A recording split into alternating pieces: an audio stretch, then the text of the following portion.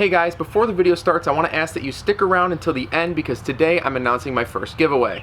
This is my first of hopefully many giveaways, so make sure that you hit that subscribe button and that bell so you know when new videos come out. Thanks and enjoy the video.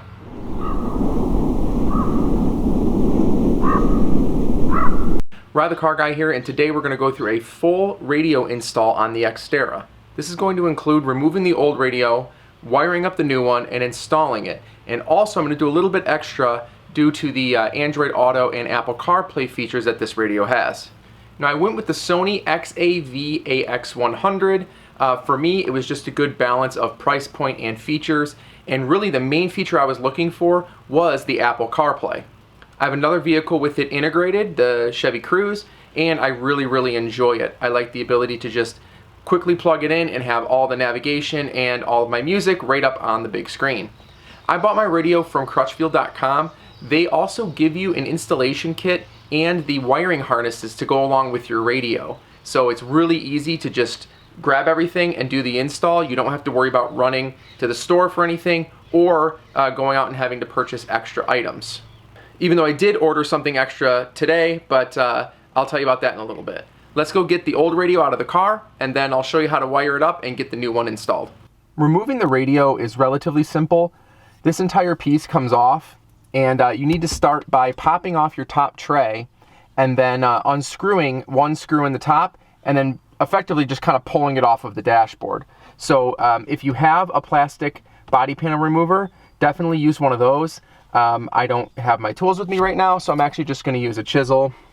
And you just need to pop it off. There's 4 clips, 2 on each side, and then you just need to pop those off. Okay. Okay, there's one. Just be very gentle, especially if you're not using plastic clips. There we go. All right, so that's off. And if you have not replaced this, I've actually replaced this piece because I destroyed my first one. It actually was very sunburnt on the top, and when I went to pull it off, it just broke into pieces. So if you haven't replaced yours, just be super gentle if you plan on reusing it, which you should because they're expensive to replace. Trust me. So now we just have a little Phillips head screw. Just remove that, and then we'll start pulling it off. So now that that's loose, I'm just going to use my fingers, but you can use your body panel clip as well. Just start gently pulling off.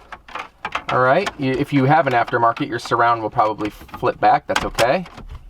And then just gently grab from there. All right, pull that aside, and then flip it down. And what you'll find is you'll have a lot of connectors here. You have your climate controls, your airbag light, and your hazard switch. So all of those need to be removed. All right, once those are disconnected, just set that aside and make sure it's in a safe place. Once you have this all exposed, you're going to have 4 screws, 1, 2, 3, 4, that need to be removed, and those are just regular Phillips head. So pull those out and make sure that you're supporting the radio because it will fall, and then you just have to hold it and then remove the 2 connectors on the back, and then you will have the radio out. All right, so now that's out, you'll have multiple connectors. If this is the stock radio, I'll probably just have 2, but I have a subwoofer. So I got to unplug these, your antenna, and then of course this here is the main connector. All right, so let me pull that aside. There's my microphone. Just disconnect everything and then set it aside. Now I have a few different things going on here. This, for instance, is the wire that will tell my amplifier to turn on. This is for my microphone, for my Bluetooth. And this is the left and right audio for the subwoofer as well. So you may not have this if you're working with your stock radio, but you will have these 2 connectors here. And if you bought a wiring harness, which you really should, that you don't have to cut into your existing wires. All you have to do is buy the wiring harness and connect it outside of the vehicle using these, and then when you're ready, you can just come into the truck, plug it in, and just install it. Now just the head unit, just the radio, is going to come with a few things. It's going to come with its own harness. This is what plugs into the back of the radio, and then the wires are supposed to go out to the vehicle. In this case, we have a microphone if you have a Bluetooth connection. This is a USB extender, and this is for this is going to be for our Apple CarPlay and Android Auto. We're actually not going to use this one. That's what I did a little bit differently. I bought one that we're going to extend into someplace else in the car. And then if you have a remote, it's going to come with a remote. Additionally, this is what was purchased separately. This is what we're going to plug into the actual car. So now we just have a connection that we can plug right into our existing wiring harness, and then this, once it's connected to this, we'll plug directly into the radio. Makes it really quick and easy. What I like to do first is connect the two harnesses. It just gets it out of the way and it gets everything ready to be assembled. Now the beauty of buying these harnesses, first of all, like I said, you don't have to cut into your existing wiring in your vehicle, which is a really big deal. And then also, everything's labeled, so you know exactly what's supposed to go to what. So for the head unit, you're almost always going to find the connection sheet inside of the manual. It will tell you every single color and where it's supposed to go. On the other hand, on the kit that you buy to connect the vehicle, each wire will be labeled. And not only will it be labeled, but it also comes with an index on the packaging. So it's really, really difficult to screw up. So as long as you follow the guides and put the right color to the right color, you can just connect it, and you can be confident that when you're installing it, you're not going to blow anything up. On the other hand, don't assume just because two wires are the same color that they're going to do the same thing. They may be different. So make sure that you're reading those indexes and not just matching up the colors without actually looking. A lot of the wires may be pre-stripped, which is nice. I like to just use a butt connector and then just push it in and then just clamp it down. And there you go. There's your connection. And now just find the correct color on the other harness, connect it, and then do that with all of the wires. Once you have all the connections made, I just use butt connectors again, and I just wrap it around with electrical tape just to kind of secure each side of it. But once each one is nice and tight, another thing I want to mention is that you may not necessarily use all of the cables out of both connectors. So for instance, this is an amplifier on wire, which I will use once I get into the truck, but if you don't have an amplifier, then that one won't be used. Here's another one that says reverse in. This is going to be for a trigger to turn it on to a rear view camera. So if you don't have a backup camera, then you won't use this one. And then this one you have remote out as well, and then this one you have power antenna. So these are another two that if you're not using an amplifier or a power antenna, you won't be using them. Next I want to talk about the radio itself. Now the kit that came with this radio from Crutchfield, I do appreciate them sending this. However, you can actually use the existing Nissan radio mounts, and those are steel, and so they're just a little bit stronger. So I'm actually going to set this one aside, and I'm going to grab the other radio that was out of the truck and just remove this plate and install it onto the new radio. And you can just kind of hold them up next to each other to know which holes you need to use. In my case, obviously this bottom half is missing. This is just a media player, not a CD player, so it can be a lot smaller. I'm just going to use these top two screws. And on this radio you can actually see it says T/N, that stands for Toyota Nissan. That's where you're going to mount them when you're using the existing brackets.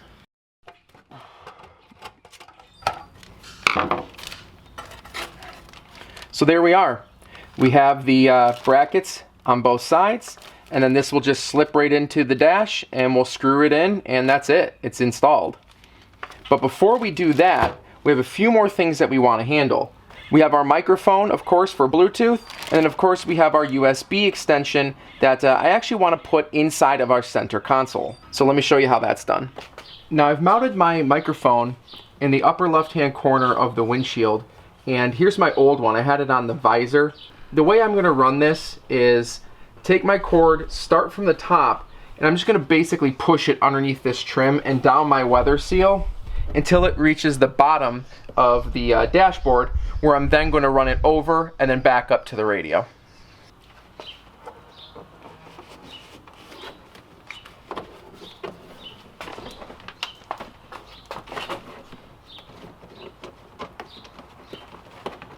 As you go, you can remove the weather stripping.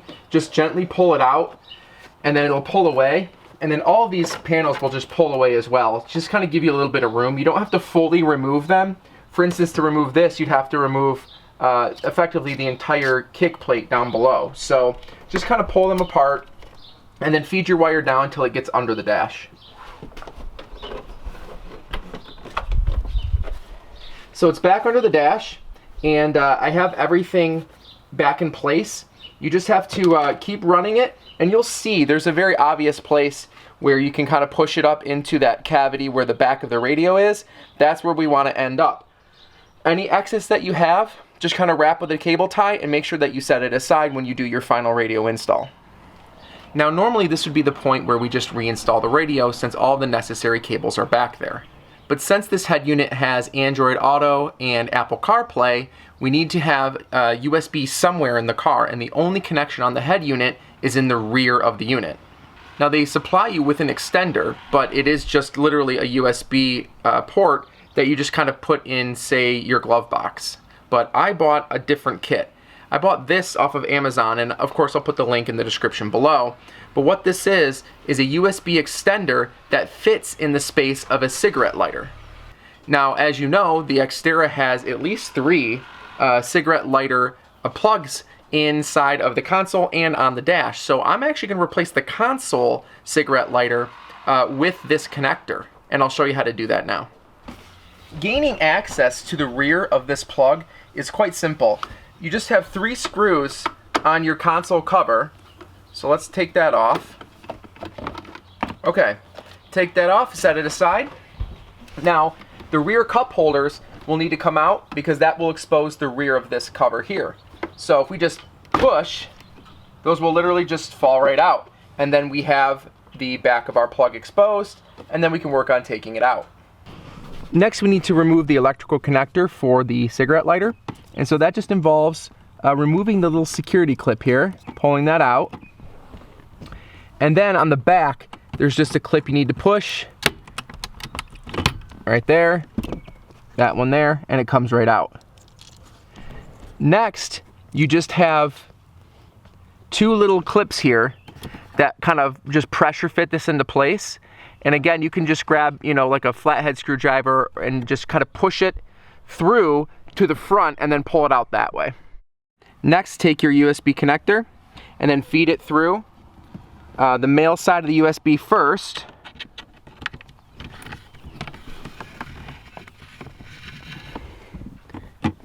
And then just push it into place. Then you're going to have a nut. You just want to grab that and feed it through the other side. All the way up your cable. And then we're just going to twist this one on. Once you have it aligned where you want it, just look on the top side, make sure it's in the proper position, and then just grab some channel locks and you can tighten this down. Also, take the connector that you just disconnected, just tape it off, and then you can just tuck it underneath where it's just going to be out of the way, but it's not going to be touching anything metal. Next, we're going to take the other end of the USB and do something very similar to what we did with the microphone. We're going to push it underneath this trim on the right side of the center console until it makes it all the way up to behind the radio.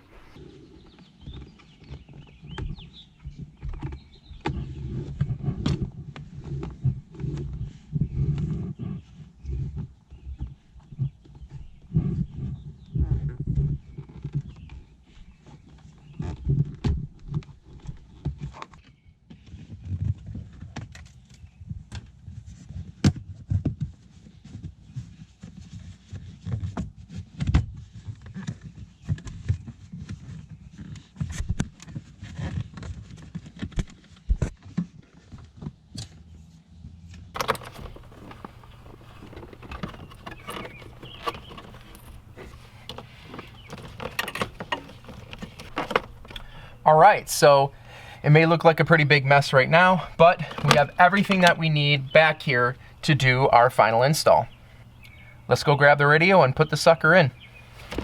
Now all that's left to do is to take your connections and just plug them all back in to the back of the radio.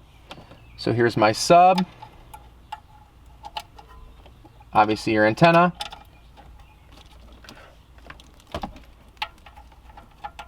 There's the main connector. And then we're going to have USB. There you go. Now, one thing of note on specifically the Nissan is that the ground cable does not actually plug into the main harness, so you need to find a ground for it. So I can just ground on either one of these top connectors, and that's okay. So just reassemble it. We'll put it back in place, tuck everything out of the way, and then, well, we should get our ground cable up there, right? There you go. Right there.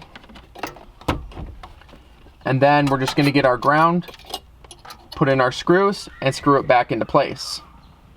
Once you're comfortable with everything being in place and all the wires are connected, you can turn on the car at this point if you wanted to and test out your radio, you know, before you put everything back together. But I feel good about it, so I'm going to reconnect everything and we'll get it powered up. Once you're comfortable with everything and you've tested it and it's all good to go, all you need to do is just reassemble everything that you took apart to do the install in the first place. So now I'm just left with one more thing to do, and that's to give away my old radio.